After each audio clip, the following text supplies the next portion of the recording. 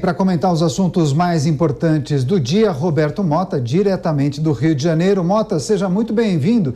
Esse número trazido pelo Matheus Coelzer, claro, assusta qualquer morador de uma grande cidade, como no Rio de Janeiro, mas curiosamente esse número é bem inferior a 2021. Agora, que análise é possível fazer desse cenário de violência permanente? É aquela disputa entre facções criminosas que comandam o tráfico de drogas, também as milícias e, claro, a ausência do poder público, né?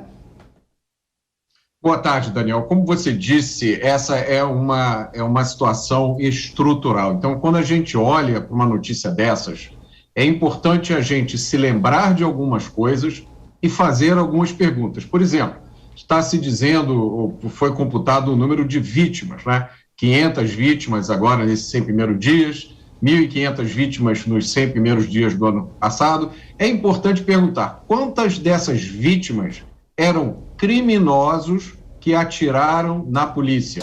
Porque isso, Daniel, é um evento rotineiro no Rio de Janeiro. Os criminosos confrontam a polícia, eles encontram policiais, eles tiram armas de calibre pesado e eles atiram na polícia. Quando a polícia responde e esses criminosos morrem, esses criminosos claramente não podem ser chamados de vítimas e colocados numa estatística como se fossem um cidadão de bem que foi morto por um bandido. E é essa equivalência que, se a gente não tiver cuidado, a gente acaba fazendo. A realidade do Rio de Janeiro é conhecida de todos, tem uma característica que nenhuma outra localidade do Brasil tem, que é a ocupação territorial pelo tráfico de drogas. Só no município do Rio de Janeiro são mais de 1.400 favelas no município, nas quais a polícia estima que existam mais de 50 mil homens armados, com armas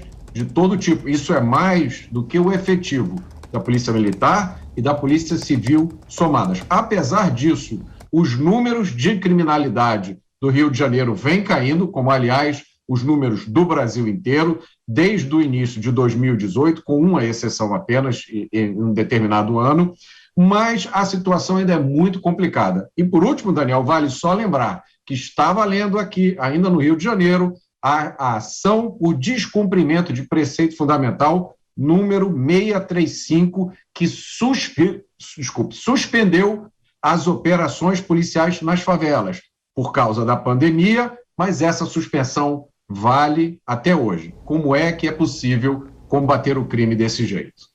Agora, ontem a gente viu aí uma repercussão enorme com esse tiroteio que teve lá no metrô de Nova York. Aqui os números são muito maiores, né? São média de 8 tiros por dia, quase 1.000 desse início do ano até agora.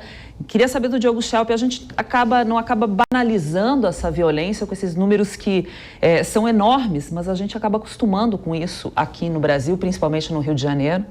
E quando a gente começa a se acostumar, não é, Cláudia? Boa tarde a você, boa tarde a todos. É sinal de que a sociedade está doente, né?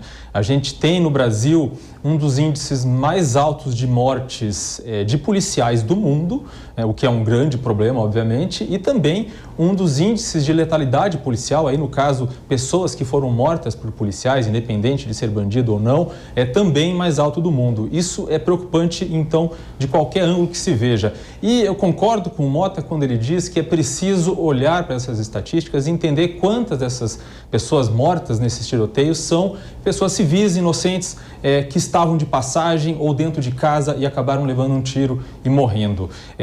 Se ainda não há esse dado, é possível pelo menos lembrar de casos que aconteceram nos últimos 12 meses. E é muito fácil lembrar desses casos. Nós tivemos, por exemplo, uma grávida que morreu com bala perdida em um tiroteio, nós tivemos um bebê, tivemos uma menina de 9 anos, tivemos uma dentista que antes de morrer ainda comentou com o marido que havia ouvido um tiro, escutado o barulho de um tiro. Ou seja, são pessoas mortas em situação de tiroteio entre polícia e bandidos, não apenas entre bandidos. E isso é preocupante também porque há uma responsabilidade do poder público, é óbvio que não se vai esperar isso dos bandidos, mas há uma responsabilidade do poder público de evitar essas mortes. Uma única morte de pessoa inocente em tiroteio já é inaceitável.